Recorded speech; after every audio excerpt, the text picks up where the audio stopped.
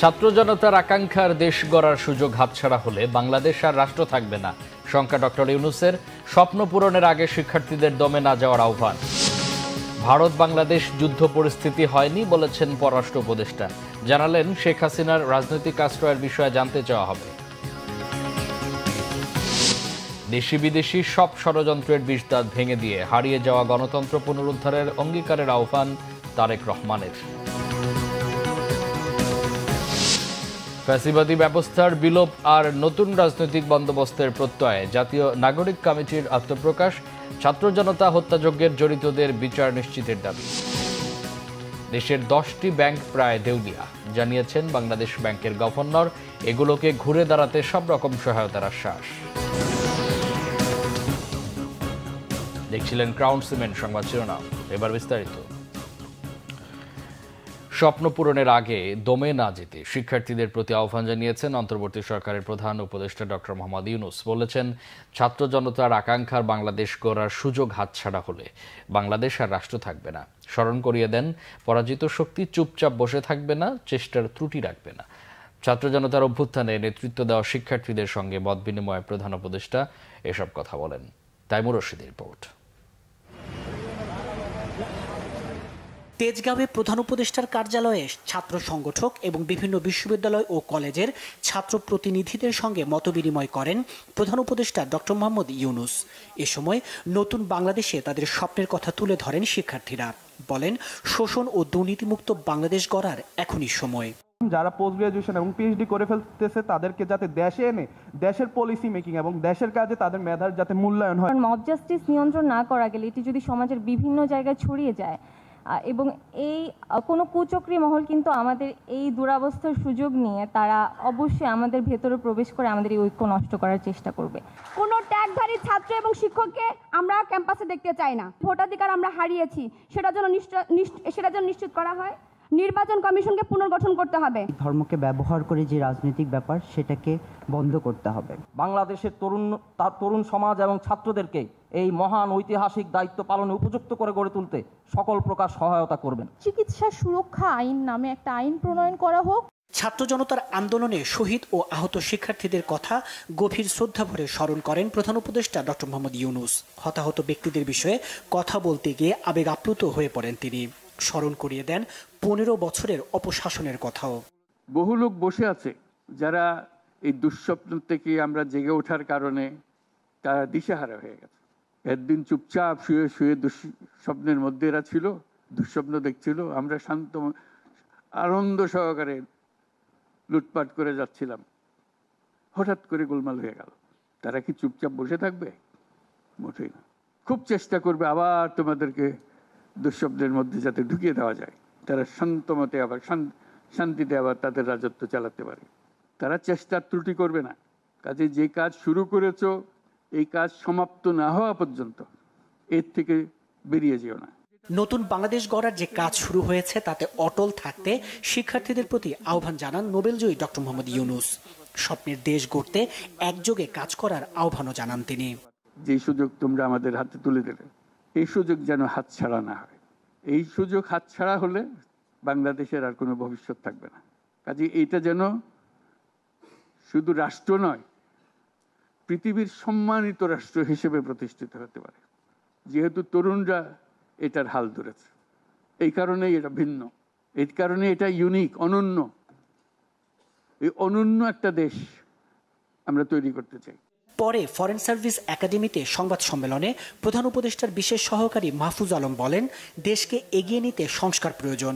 আলোচনা চলছে ছাত্র রাজনীতির ভবিষ্যৎ নিয়েও। ছাত্র রাজনীতি যদি না থাকে তাহলে কোন ফরম্যাটে রাজনীতি হবে, এটা নিয়ে মূলত একজনের ডিবেট অ্যান্ড ডায়ালগ কিন্তু সব জায়গায় চলতেছে। ইভেন ঢাকা বিশ্ববিদ্যালয়ের গত সপ্তাহে, আমি যদি ভুল না বলি, একটা আলোচনার আয়োজন হয়েছে এবং অন্যান্য জায়গায় আলোচনা হচ্ছে। আমরা চাই যে সমাজের বিভিন্ন অংশের ভিতরে, ক্যাম্পাসের বাইরে এই আলোচনাগুলো হোক এবং এই ডিবেট অ্যান্ড ডায়ালগের ভিতর দিয়ে যে একটা কনসেনসাস ক্রিয়েটেড হবে, ওইটার ভিত্তিতেই তখন সরকার তার অবস্থান ব্যক্ত করবে। ভারতের সাথে ন্যায্যতা ও সমতার ভিত্তিতে সুসম্পর্ক গড়ে তোলার কথাও জানানো হয় সংবাদ সম্মেলনে। ভারত প্রশ্নে স্যার বারবার বলেছেন যে ভারতের সাথে আমাদের তাইমুর রশিদ, বাংলা ভিশন, ঢাকা। পররাষ্ট্র উপদেষ্টা তৌহিদ হোসেন বলেছেন, ভারতের সাথে বাংলাদেশের যুদ্ধ হবে এমন পরিস্থিতি তৈরি হয়নি। দেশটির প্রতিরক্ষা মন্ত্রীর বক্তব্যে উদ্বেগের চেয়ে বেশি অবাক হয়েছেন বলে জানান তিনি। সাবেক প্রধানমন্ত্রী শেখ হাসিনাকে রাজনৈতিক আশ্রয় দিলে সেটা জানতে চাওয়া হবে বলেও জানান পররাষ্ট্র উপদেষ্টা। রিপোর্ট করছেন ইমরুল কায়েস। সম্প্রতি ভারতের প্রতিরক্ষা মন্ত্রী রাজনাথ সিং দেশটির সেনাবাহিনীকে যুদ্ধের জন্য প্রস্তুত থাকার নির্দেশ দিয়েছেন। এ প্রসঙ্গে ইউক্রেন, রাশিয়া, ইসরায়েল হামাস যুদ্ধ সহ বাংলাদেশের বর্তমান পরিস্থিতি নিয়ে কথা বলেন তিনি। এমনকি বাংলাদেশের পরিস্থিতি বিশ্লেষণের জন্য সামরিক কর্মকর্তাদের নির্দেশ দেন। এ নিয়ে বাংলাদেশের অবস্থান কি তা জানতে চাওয়া হয় পররাষ্ট্র উপদেষ্টা তৌহিদ হোসেনের কাছে। পররাষ্ট্র মন্ত্রণালয়ে সাংবাদিকদের তিনি বলেন, ভারতের এমন বক্তব্যে অবাক সরকার, বিষয়টি জানার চেষ্টা করা হবে বলে জানান তিনি। আমি যতটা উদ্বিগ্ন তার থেকে বেশি অবাক যে উনি এই ধরনের কথা কেন বললেন। আমি এটার কোনো কারণ খুঁজে পাই না। আমি কোনো অবস্থাতেই মনে করি না যে ভারতের সাথে আমাদের কোনো যুদ্ধবিগ্রহ হওয়ার সম্ভাবনা আছে। উনি এটা কি তার নিজের দেশের কনজামশনের জন্য বলেছেন কিনা সেটা আমাদের বুঝতে হবে। আর উনি যেভাবে বলেছেন এটা বিটিং অ্যারাউন্ড দ্য বুশ অনেকটা, কারণ ইউক্রেনের যুদ্ধের কারণে তো ভারতের যুদ্ধ প্রস্তুতির আমি কোনো প্রয়োজন দেখি না, বা হামাসের সাথে যে সমস্যা হচ্ছে তাতে করেই বা ভারতের অন্ততপক্ষে এখানে কি সম্পর্ক। আর এর সাথে ইউক্রেন এবং হামাসের সাথে বাংলাদেশ কী করে তুলনীয় হয় এটাও আমার বোধগম্যতার বাইরে। আমি কোনো নিজার্ক রিয়াকশন দেখাতে চাই না। আমরা অবশ্যই এটা দেখবো যে উনি কেন এরকম কথা বলেছেন। ভারতে পালিয়ে যাওয়া স্বৈরাচারী শেখ হাসিনার রাজনৈতিক আশ্রয় নিয়েও কথা বলেন পররাষ্ট্র উপদেষ্টা। রাজনৈতিক আশ্রয় স্বাভাবিকভাবে যে কোনো দেশ যে কাউকে রাজনৈতিক আশ্রয় দিতে পারে, দেওয়া উচিত কিনা এক্ষেত্রে সেটা হলো দেখার বিষয়, সেটা আমরা দেখব। আর কোনো রোহিঙ্গাকে আশ্রয় দেওয়া হবে না জানিয়ে তিনি বলেন, যারা আশ্রয় দেওয়ার পরামর্শ দিচ্ছে তারাই বরং রোহিঙ্গাদের নিজ দেশে নিয়ে যাক। একজন রোহিঙ্গাকেও আশ্রয় দিতে রাজি না। ইমরুল কায়েস, বাংলা ভিশন, ঢাকা। বিএনপির ভারপ্রাপ্ত চেয়ারম্যান তারেক রহমান বলেছেন, দেশি বিদেশি সব ষড়যন্ত্রের বিষদাঁত ভেঙে দিয়ে হারিয়ে যাওয়া গণতন্ত্র পুনরুদ্ধার হোক আজকের অঙ্গীকার। ষড়যন্ত্রকারীরা চায় না এদেশের মানুষ গণতন্ত্র ফিরে পাক।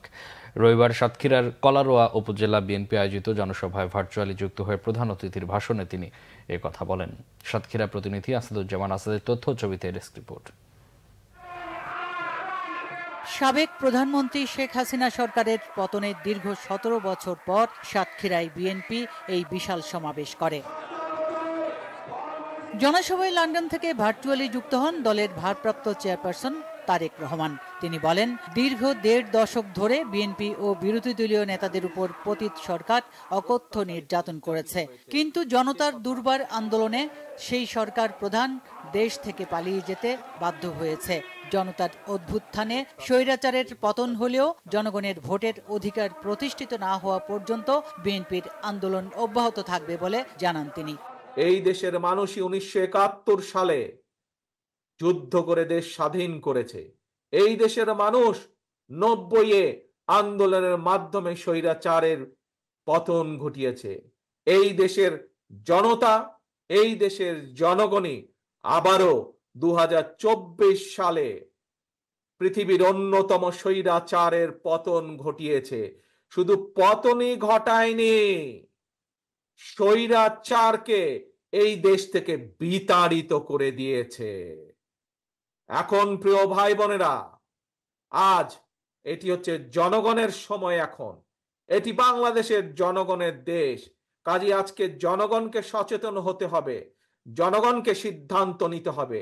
যদি যে সম্ভাবনার কথা আপনাদের সামনে আমি বলেছি, এই রকম সম্ভাবনা আমি বলেছি বাংলাদেশের প্রতিটি জেলা, প্রতিটি অঞ্চলে আছে।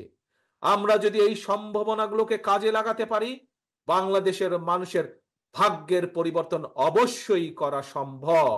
আমাদেরকে সজাগ থাকতে হবে।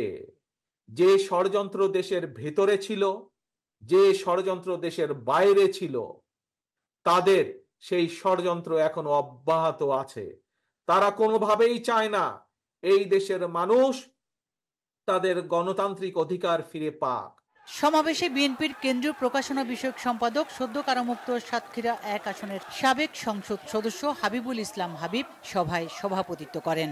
সমাবেশে অন্যান্যদের মধ্যে বক্তব্য রাখেন বিএনপির কেন্দ্রীয় তথ্য বিষয়ক সম্পাদক আজিজুল বারী হেলাল, রংপুর বিভাগীয় সাংগঠনিক সম্পাদক আব্দুল খালেক, বিভাগীয় সহ সাংগঠনিক সম্পাদক জয়ন্ত কুমার কুণ্ডু, কেন্দ্রীয় নেতা আমিনুল ইসলাম, সাবেক সংসদ সদস্য কাজী আলাউদ্দিন ও ড্যাব নেতা ডাক্তার শহীদুল আলম সহ জেলা উপজেলা পর্যায়ের নেতারা। Bangla vision news desk. BNP মহাসচিব মির্জা ফখরুল ইসলাম আলমগীরের সাথে বৈঠক করেছেন ঢাকায় নিযুক্ত ইরানের রাষ্ট্রদূত মানসুর চাভশির। ইরান মনে করছে বিগত দিনে বাংলাদেশের সাথে কাজের সুযোগ কম হয়েছে, সামনের দিনগুলোতে কাজের সুযোগ বাড়ানো যায় কিভাবে সে বিষয়ে আলোচনা হয়েছে। রবিবার বিকেলে রাজধানী গুলশানে বিএনপি চেয়ারপারসনের কার্যালয়ে বৈঠকে বিএনপির স্থায়ী কমিটির সদস্য আমির খসরু মাহমুদ চৌধুরী ও দলটির আন্তর্জাতিক কমিটির সদস্য শামা ওবায়দ উপস্থিত ছিলেন। বৈঠক পরবর্তী গুলশান কার্যালয়ের সংবাদ সম্মেলনে আমির খসরু মাহমুদ চৌধুরী জানান, দুই দেশের মধ্যে আগামী দিনে কিভাবে সম্পর্ক এগিয়ে নিয়ে যাওয়া হবে সে বিষয়ে আলোচনা হয়েছে। বাণিজ্যের সম্প্রসারণের বিষয়েও গুরুত্বপূর্ণ আলোচনা হয়েছে। তেল পরিশোধন সহ এই খাতে বাংলাদেশ সরকার কিছু করতে চাইলে ইরান সহযোগিতা করবে। আমির খসরু জানান, ছাত্র জনতার আন্দোলনের মাধ্যমে নতুন যুগের যে সূচনা হয়েছে তাকে স্বাগত জানিয়েছে ইরান। নিজস্ব ক্যাপাসিটি তারা অনেক বাড়িয়েছে, তো সেখানে ইয়াং জেনারেশনের জন্য সুযোগ আছে দুই দেশের কাজ করার জন্য। যে টেকনোলজির ক্ষেত্রে তারা যে যতটুকু এগিয়েছে আইটির ব্যাপারে এবং অন্য মেধাভিত্তিক যে বিষয়গুলো আছে, তারা মনে করছে আমাদের সাথে কাজ করে দুই দেশের। ইরানের একটা বড় সম্ভাবনা আছে, তারা অনেক ভালো করেছে, অনেক উন্নতি করেছে, সেখানে বাংলাদেশের সাথে তারা একযোগে কাজ করতে চায়। ফ্যাসিবাদী ব্যবস্থার বিলোপ এবং নতুন রাজনৈতিক বন্দোবস্তের প্রত্যয়ে আত্মপ্রকাশ করেছে নতুন প্ল্যাটফর্ম জাতীয় নাগরিক কমিটি। সংগঠনটির নেতারা চান ছাত্র জনতার অভ্যুত্থানের চেতনা ও গণতান্ত্রিক আকাঙ্ক্ষা বাস্তবায়ন। ছাত্র জনতা হত্যাযজ্ঞে জড়িতদের বিচার নিশ্চিতের দাবিও তাদের। মুহিবুল্লাহ মুহিবের রিপোর্টে বিস্তারিত। 5 আগস্টের বিপ্লবে শেখ হাসিনার পলায়নের পর দেশের রাজনীতিতে চলছে নানা মেরুকরণ। সবশেষ কেন্দ্রীয় শহীদ মিনারে জাতীয় নাগরিক কমিটির আত্মপ্রকাশও এই মেরুকরণের একটি। এ নিয়ে গণমাধ্যম কর্মীদের নানা কৌতূহল, কারা থাকছেন নতুন এই সংগঠনটির নেতৃত্বে। অবশেষে ঢাকা বিশ্ববিদ্যালয়ের সাবেক শিক্ষার্থী নাসির উদ্দিনকে আহ্বায়ক এবং ডাকসুর সাবেক নেতা আক্তার হোসেনকে সদস্য সচিব করে ঘোষণা করা হয় 55 সদস্যের কমিটি। গণহত্যাকারীরা তাদেরকে যথাযথ বিচারের আওতায় নিয়ে আসা হবে। আমরা চাই বাংলাদেশকে, এ রাষ্ট্রকে পুনর্গঠন করতে। আমরা চাই জনস্বার্থের পক্ষে নীতি নির্ধারণ করতে। আমরা তরুণ প্রজন্ম এবং ছাত্রদের মধ্যে যে একটি ঐক্যবদ্ধ শক্তি রয়েছে, সেই ঐক্যবদ্ধ শক্তিকে নিয়ে আমাদের রাষ্ট্রের যে পুনর্গঠন রয়েছে সেটাতে আমরা আমাদের বিনিয়োগ করব। এই তরুণ প্রজন্ম যে যেখানে আছেন, গণ অভ্যুত্থানের যে স্পিরিট রয়েছে এবং যে চেতনা রয়েছে, সেটাকে আমরা একসাথে সবাইকে সুসংহত করে আমরা আমাদের প্রতিরোধগুলো গড়ে তুলব। যে প্রতিরোধের মাধ্যমে আমরা দেশি বিদেশি যে সব চক্রান্তগুলো এখনো চলমান, সেই চক্রান্তগুলোর বিরুদ্ধে আমাদের প্রতিরোধ জারি থাকবে। রাষ্ট্রীয় প্রতিষ্ঠানের পুনর্গঠন, জনস্বার্থের প্রতি সংবেদনশীল নীতি নির্ধারণ, অভ্যুত্থানের সংহতি ও প্রতিরোধের চেতনায় নতুন বাংলাদেশ গড়ার প্রত্যয় সংগঠনটির নেতাদের। বাংলাদেশের জনগণ 47 সালের পাকিস্তান আন্দোলন, 71 সালের মহান মুক্তিযুদ্ধ এবং এবারকার ছাত্র জনতার অভ্যুত্থানের ভেতর দিয়ে নিজেদের আকাঙ্ক্ষা বারবার ব্যক্ত করেছে। 90-এর গণ আন্দোলনও জনগণকে দীর্ঘমেয়াদে কোনো ফলপ্রসূ সমাধান ও বন্দোবস্ত জাতির সামনে হাজির করতে পারেনি। কিন্তু পূর্বেকার লড়াইগুলোর অভিজ্ঞতা আমাদের বলে, যখনই মুক্তিকামী জনতা কোনো একজন ব্যক্তি বা সমষ্টিকে রাষ্ট্র পরিচালনার দায়িত্ব অর্পণ করে, তখনই জনগণের প্রতি দায়িত্বশীলতা ও জবাবদিহিতার ঘাটতি দেখা যায়। ছাত্র জনতার অভ্যুত্থানের সরকার গঠিত হলেও পূর্বেকার ফ্যাসিবাদী ব্যবস্থা এখনো জনগণের সাফল্যের প্রতিদ্বন্দ্বী রূপে সক্রিয়। অচিরেই জেলা উপজেলায় এলাকাভিত্তিক আলোচনা ও মতবিনিময় সভা করার কথা জানিয়েছে জাতীয় নাগরিক কমিটি। মুহিবুল্লাহ মুহিব, বাংলা ভিশন, ঢাকা। গণহত্যার অভিযোগে দায়ের করা অধিকাংশ মামলার প্রধান আসামি শেখ হাসিনাকে দেশে ফিরিয়ে এনে ট্রাইব্যুনালে বিচারের মুখোমুখি করা হবে বলে জানিয়েছেন আন্তর্জাতিক অপরাধ ট্রাইব্যুনালের নবনিযুক্ত chief prosecutor advocate Tajul Islam. রবিবার সকালে আন্তর্জাতিক অপরাধ ট্রাইব্যুনালে যোগদানের পর সাংবাদিকদের এমন মন্তব্য করেন তিনি। বলেন, ভারতের সঙ্গে বন্দি বিনিময় চুক্তির মাধ্যমে মানবতা বিরোধী অপরাধের প্রধান অভিযুক্ত শেখ হাসিনাকে ফিরিয়ে আনার চেষ্টা করা হবে।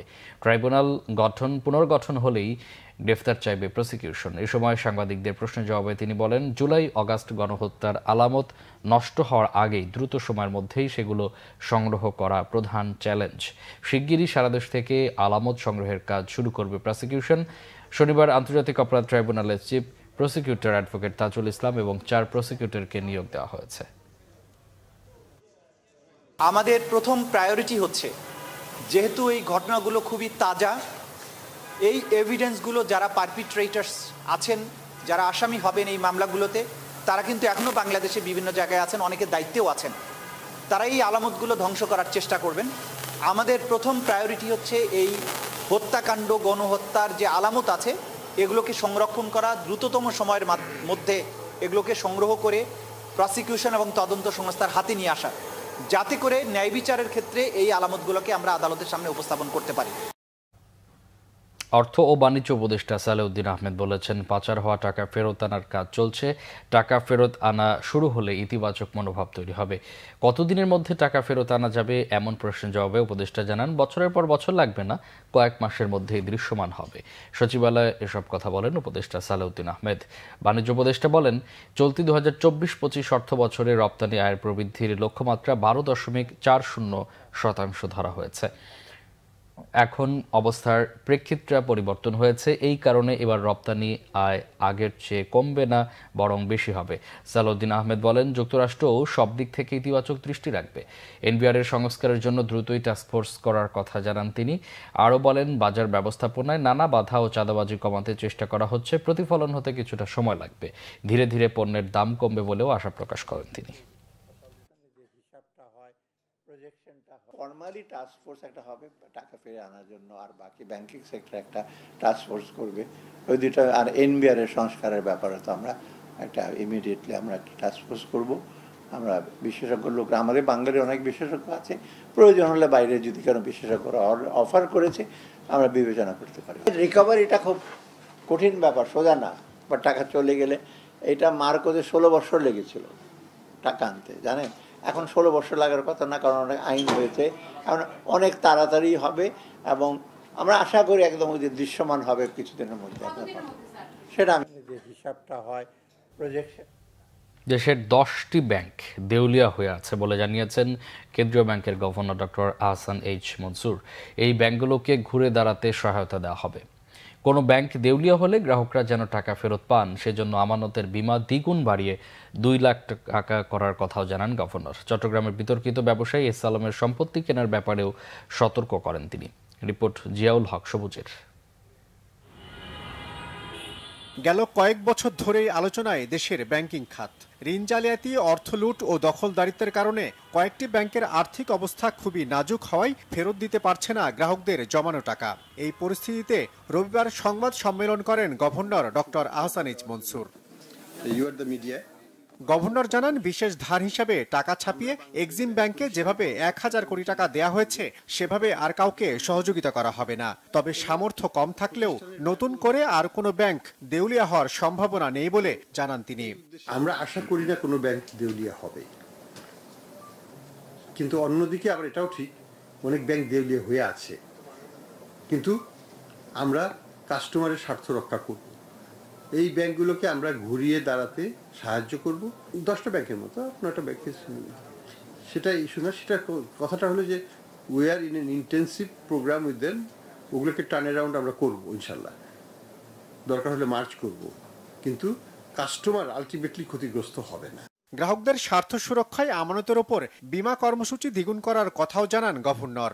কনফিডেন্স বুস্টিং এর কনটেক্সটে আমরা এটাকে দ্বিগুণ করে দিচ্ছি, 2 লক্ষ টাকা পর্যন্ত দেওয়া হবে এবং এটার মাধ্যমে আমরা 95 অলমোস্ট 94.59% অ্যাকাউন্ট হোল্ডার, ব্যক্তি প্রতিষ্ঠান, তারা তাদের 100% অফ ডিপোজিট ফেরত পাবে। আমরা মনে করি যে 95% ব্যক্তি বা অ্যাকাউন্ট যদি 100% ফেরত পাওয়ার মতো হয়, that's a great achievement. Governor জানান কেন্দ্রীয় ব্যাংকের আগের সব নীতি পর্যালোচনা করা হবে, প্রয়োজনে সংশোধন করা হবে ব্যাংক কোম্পানি আইনও। তিনি দায়িত্ব নেয়ার পর এ পর্যন্ত কোনো প্রতিষ্ঠানের ব্যাংক অ্যাকাউন্ট কেন্দ্রীয় ব্যাংক জব্দ বা স্থগিত করেনি বলেও জানান ডক্টর আহসান এইচ মনসুর। কিছু জায়গায় অপপ্রচার হচ্ছে। জিয়াউল হক সবুজ, বাংলা ভিশন, ঢাকা। স্থানীয় সরকার, পল্লী উন্নয়ন ও সমবায় মন্ত্রণালয়ের উপদেষ্টা এএফ হাসান আরিফ বলেছেন, নির্বাচনী ব্যবস্থাকে ভোটারদের কাছে গ্রহণযোগ্য করার ব্যবস্থা করা হবে। তিনি বলেন, তত্ত্বাবধায়ক সরকার ব্যবস্থা ফিরিয়ে আনা হবে কিনা বা আগামী জাতীয় নির্বাচন কবে হবে এটি ছাত্র জনতা ঠিক করবে। রবিবার সচিবালয়ে ডেঙ্গু নিয়ে বৈঠক শেষে গণমাধ্যমকে তিনি এসব কথা বলেন। এএফ হাসান আরিফ বলেন, সংবিধান সংস্কার ও নির্বাচনী ব্যবস্থায় আস্থা ফিরিয়ে আনার বিষয়ে আলোচনা হচ্ছে, তবে কোন প্রক্রিয়ায় হবে সেটা এখনও ঠিক হয়নি। এক্ষেত্রে ছাত্র জনতার মতামত গুরুত্বপূর্ণ বলেও জানান তিনি। উপদেষ্টা বলেন, সংবিধানের মধ্যে থেকে জিম্মি করে মানুষকে দমন করেছে ক্ষমতাচ্যুত আওয়ামী লীগ সরকার। সংবিধান নতুন করে লেখা হবে, বাতিল করা হবে নাকি সংশোধন করা হবে সেটিও ছাত্র জনতার মতামতের উপরই নির্ভর করবে। উপদেষ্টা আরও বলেন, আইনশৃঙ্খলা পরিস্থিতি সুষ্ঠু স্বাভাবিক নয় এখনো, কারণ আগের সরকার আইনশৃঙ্খলা বাহিনীকে দমন পীড়নে ব্যবহার করেছে। সরকারের 1 মাস নিয়ে উপদেষ্টা বলেন, সংস্কার 15 দিনে করা যাবে না, এটি চলমান প্রক্রিয়া। ধর্ম উপদেষ্টা ডক্টর আফম খালিদ হোসেন বলেছেন, কাউকে জোর করে পদত্যাগ করানো, শারীরিকভাবে লাঞ্ছিত করা এবং পিটিয়ে হত্যা করা গর্হিত কাজ। এটা ন্যায় ও ইনসাফের পরিপন্থী। যারা এগুলো করছে প্রচলিত আইনে তাদের বিচার নিশ্চিত করা হবে। রাজশাহী দারুস-সালাম কামিল মাদ্রাসায় শিক্ষক শিক্ষার্থীদের সঙ্গে মত বিনিময় শেষে সাংবাদিকদের তিনি এসব কথা বলেন। বিপ্লব পরবর্তী সময় বিচ্ছিন্ন কিছু ঘটনা ঘটছে উল্লেখ করে খালিদ হোসেন আইন হাতে তুলে না নিতে অনুরোধ জানান। পরে ধর্মোপদেষ্টা রাজশাহী, গোদাগাড়ি, প্রেমতুলি, খেতুর থাম সহ হিন্দুদের ধর্মীয় স্থান পরিদর্শন করেন। আসন্ন দুর্গাপূজার নিরাপত্তা বিভাগ ও জেলা প্রশাসনকে নির্দেশ দেওয়া হয়েছে বলেও জানান তিনি। বলেন, প্রয়োজনে মাদ্রাসার শিক্ষার্থীরা পূজা নিরাপত্তা দেবে। সংবাদ শেষ করব শিরোনামগুলো আরেকবার জানিয়ে।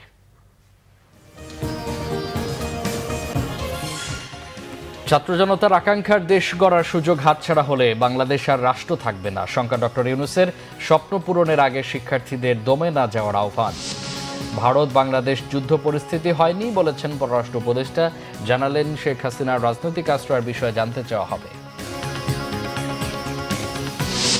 দেশি বিদেশি সব ষড়যন্ত্রের বিষ দাঁত ভেঙে দিয়ে হারিয়ে যাওয়া গণতন্ত্র পুনরুদ্ধারের অঙ্গীকারের আহ্বান তারেক রহমানের। ফ্যাসিবাদী ব্যবস্থার বিলোপ আর নতুন রাজনৈতিক বন্দোবস্তের প্রত্যয়। জাতীয় নাগরিক কমিটির আত্মপ্রকাশ। ছাত্র জনতা হত্যাযজ্ঞে জড়িতদের বিচার নিশ্চিতের দাবি। দেশের 10টি ব্যাংক প্রায় দেউলিয়া, জানিয়েছেন বাংলাদেশ ব্যাংকের গভর্নর। এগুলোকে ঘুরে দাঁড়াতে সব রকম সহায়তার আশ্বাস। এই ছিল এখনকার মতো। পরে সংবাদ সকাল 7:30 দেখার আমন্ত্রণ রইল। এছাড়া বাংলা ভিশন সংবাদ ও সংবাদ সংশ্লিষ্ট অনুষ্ঠান দেখতে ভিজিট করুন www.bvnews24.com ও facebook.com/banglavisionnews এবং সাবস্ক্রাইব করুন youtube.com/banglavisionnews। এতক্ষণ সাথে থাকে অসংখ্য ধন্যবাদ।